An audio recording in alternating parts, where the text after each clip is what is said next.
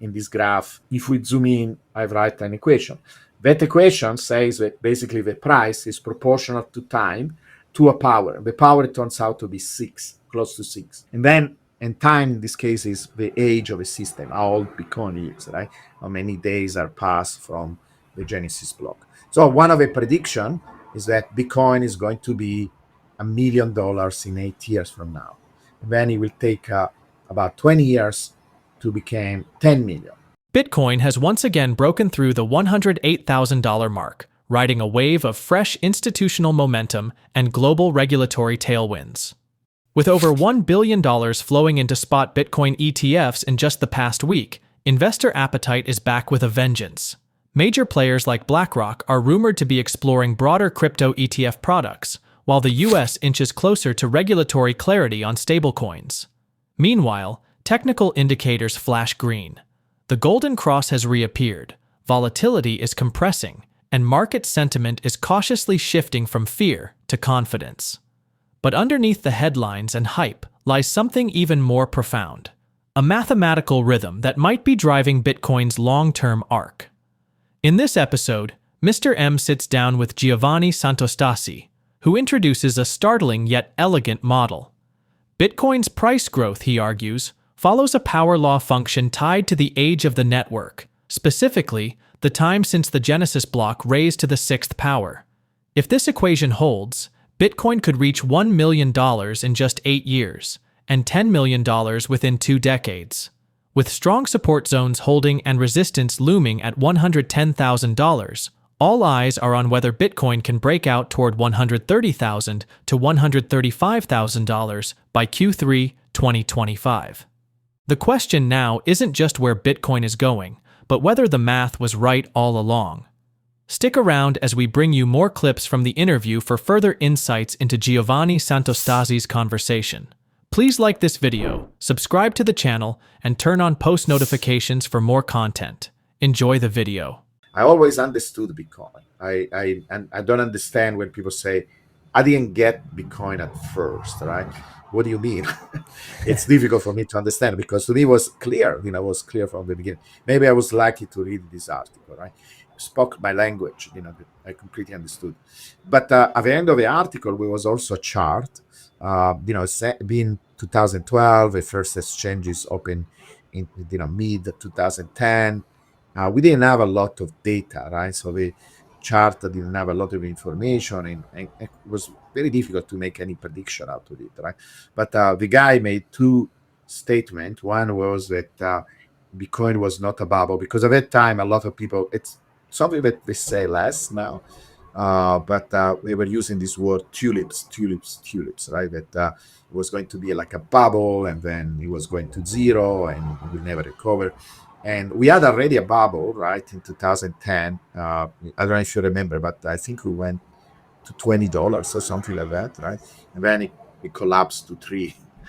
It sounds ridiculous now, but it was shocking for many people that was this big change in price. But then Bitcoin recovered and it continued to go up. And so his argument was huge bubbles, a phenomenon that are just a bubble and nothing else, right? It's not just like local changes in price, even dramatic change in price like this, never recover. They go down and this is it.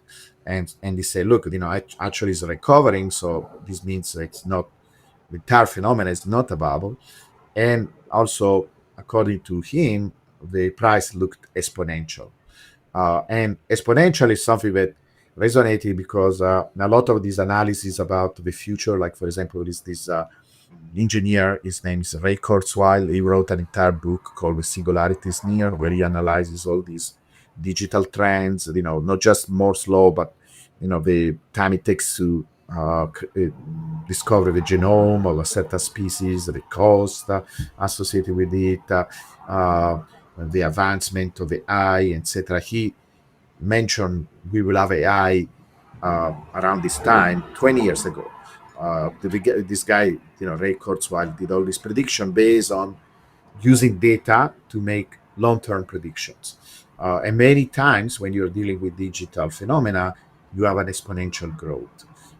So I thought, oh, okay, so Bitcoin then is like one of these other phenomena. It's digital, it makes sense, but you will have an exponential growth, right? And we had a too little data to understand that, also because of the bubble was creating a little bit of confusion, in terms of what to expect.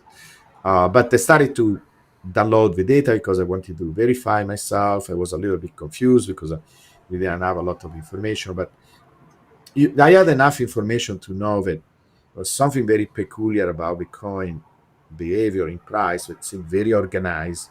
It went up in general. That was the conclusion. That I decided to go in, right? And in fact, at that time, I was moving from one job to another, so I could manage my uh, retirement, and I invested in Bitcoin. I was very much involved into Bitcoin at that point. Since then, I continued to go deeper and deeper in trying to understand Bitcoin, and I had some major breakthroughs that I can tell you how I actually discovered the power law. As a physicist, we are very familiar with these mathematical objects that we call power laws, right? And they are very different. They are related, but also very different from exponential processes.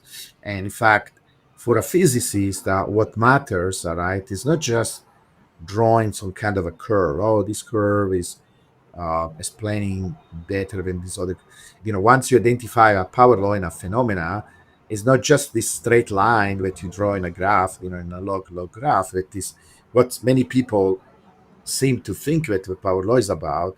No, that is like just the surface level of understanding of a power law. What is fundamental is that you don't have power laws by chance. You have them because there are some very precise mechanisms that give rise to them. And so understanding these mechanisms and why they have anything to do with Bitcoin is really the fundamental of this idea. And even if I am like 1/10 right, one like 10% of what I'm saying is right, it really changes your understanding of Bitcoin, because what the power law is, it's really a framework. It's a framework to put in context Bitcoin, right? Why is behaving the way it's behaving? What is happening? What are the interpretation? What are the consequences, right? If it is true that this power law is not by chance, that it cannot be, because you are asking me this question, right? Do we have enough data?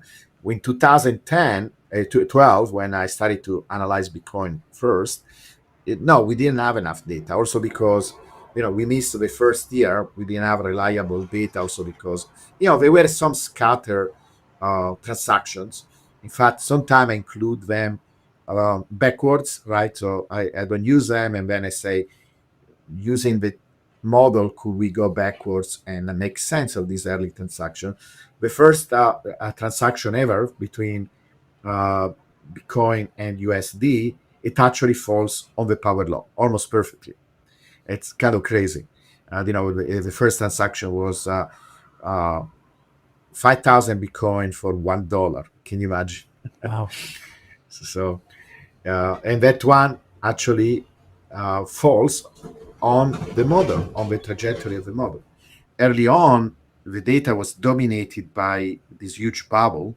There was a big chunk of the data, and it was so big that it was difficult to understand that there was a very precise pattern. Now, if you eliminate the bubble, you could have seen it. Actually, since the first early data, you eliminate the bubble, and there are several methods to do it in a coherent scientific way, not just arbitrary. Oh, this is a bubble. Let me take it off, and you will have seen the pattern. But it was not easy to think that that was the right approach to do. While many dismissed Bitcoin as a passing craze or struggled to grasp its purpose, some saw clarity from the start. The early volatility that shook public confidence didn't read as chaos to everyone. To some, it revealed a deeper order. One early essay argued that Bitcoin was not another tulip mania because, unlike classic bubbles, it kept recovering. That observation proved pivotal. Beneath the surface of price spikes and crashes, there was a pattern, not random, but remarkably consistent. What emerged wasn't mere speculation, but the signature of something more profound, a mathematical rhythm woven into Bitcoin's history. The price, it turns out, wasn't just rising, it was rising in a way that echoed the behavior of digital systems and natural phenomena. Over time, this evolved into the discovery of a power law structure in Bitcoin's growth, a precise mathematical pattern that rarely forms by accident. Even Bitcoin's earliest transactions, when plotted against time, align almost perfectly with this curve. And when you strip away the noise of hype-driven bubbles, what remains is a startlingly clear trajectory. One that suggests Bitcoin's rise isn't irrational exuberance, but something far more methodical, a digital phenomenon following its own law of motion. Let's go back to the interview and watch more clips to gain insights from Giovanni Santostasi. So first of all, this straight line is not calculated by chance, right? It's you using mathematical tools. It's called something that is called a regression line. Think about like an average, right? An average behavior that it's this line is trying to minimize the distance between the points, between all the points in the data. And there is a mathematical way of finding it, right? Now, if in my data was not really organized in such a way where most of the data is above or below in equal way relatively to this straight line, I will not get a good fit. And one of the measure of a fit is this quantity called r square, and it is a number between 0 and 1. you know One can go in the technical detail. Is it a good way of doing this? Is a bad way? But roughly it tells us, given that closer and closer is to 1, better the fit is, right? For example, if we did it with the planet, we will get something like 0.99999. It will be incredible. With the animals will be a little bit less. In this case, it's 0.95. It means, in fact, 0.5, 0.952 or whatever, right? And it's becoming better actually with time. I have one of my trading view indicators that is calculated this r square as new and new, more and more data comes in, and is actually going up. That number is going up. Now I think we are close to 97 or something like that. That means only a few percent, because one way of interpreting this r square is that 95% of the data is represented by that line. And people that are not familiar with this will be confused. They say, what do you mean, right?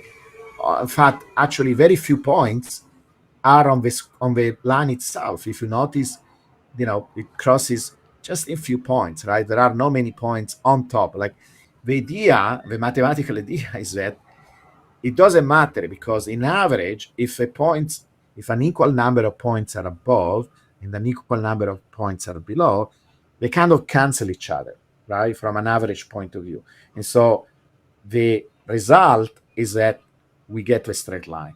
They need to be explained because it's still interesting to see when we are deviating from the power law. This is why many times when people say, "Oh, is there anything that can break the power law?" Yeah, we had at least 4 attempts, right? Any of these bubbles is an attempt to deviate from the power law. But notice what happened: we reach a peak, and then we go back to the power law.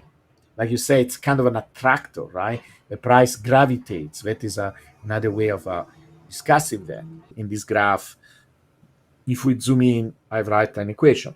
That equation says that basically the price is proportional to time to a power. The power turns out to be 6, close to 6. And time in this case is the age of a system, how old Bitcoin is, right?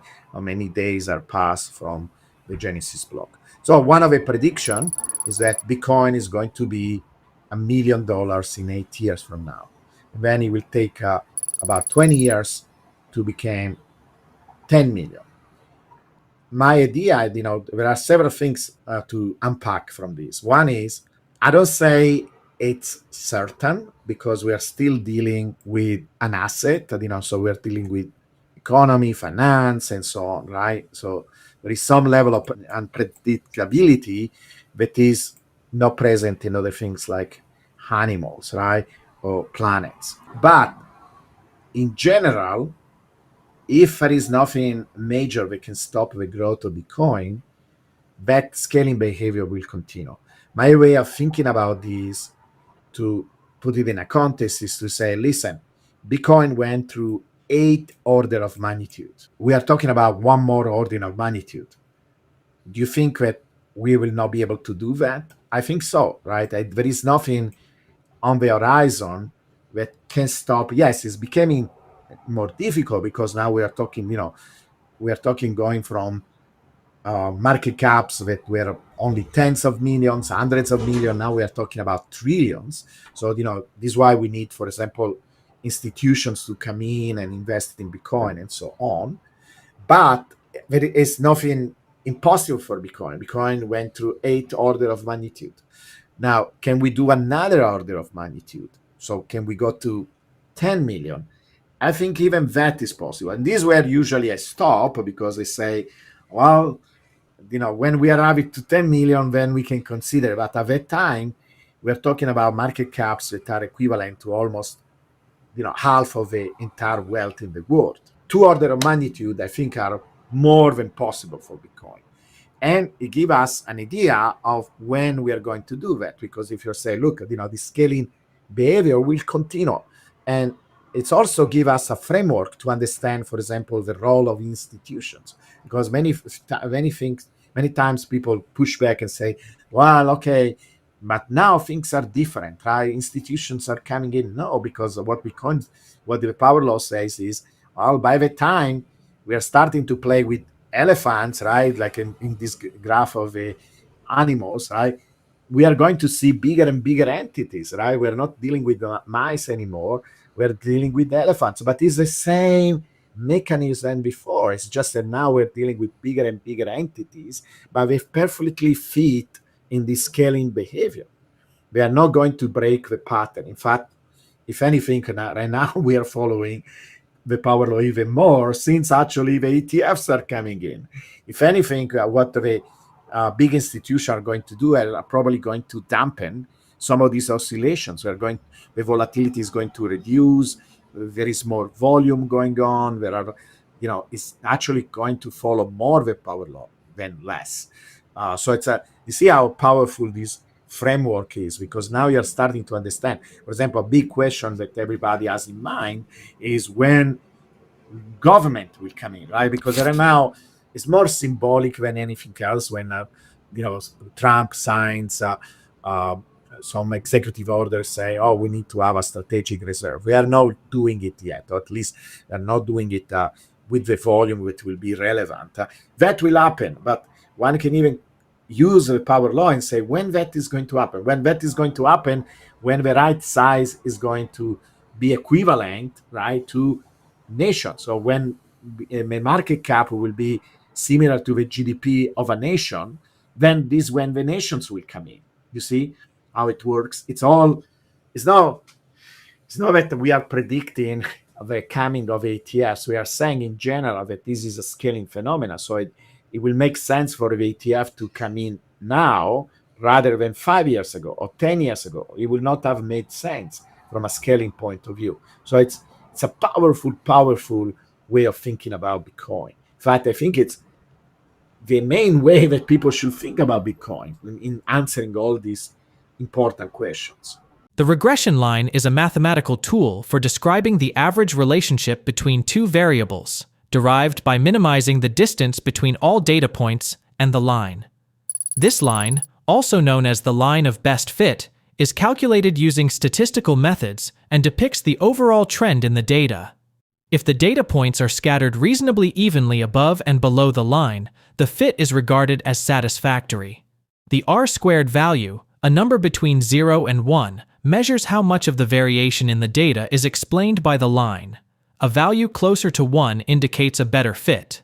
For example, an R-squared value of 0.95 indicates that the regression line captures 95% of the data's volatility. Giovanni Santostasi noted that, in the context of Bitcoin, this R-squared number has been improving as more data is accessible, indicating that the model is becoming more accurate. He observed that, even if very few points are directly on the line, It is important that the points above and below the line balance out on average, which is the mathematical premise behind regression. This idea is particularly essential when considering deviations from predicted trends, such as price bubbles in Bitcoin's history. These bubbles show attempts to deviate from the projected path, but the price typically returns to the power law line, acting as an attractor. Giovanni Santostasi emphasized that, while there is always some volatility in financial assets like Bitcoin, the power law model has stood up to considerable changes, including the entry of institutional investors.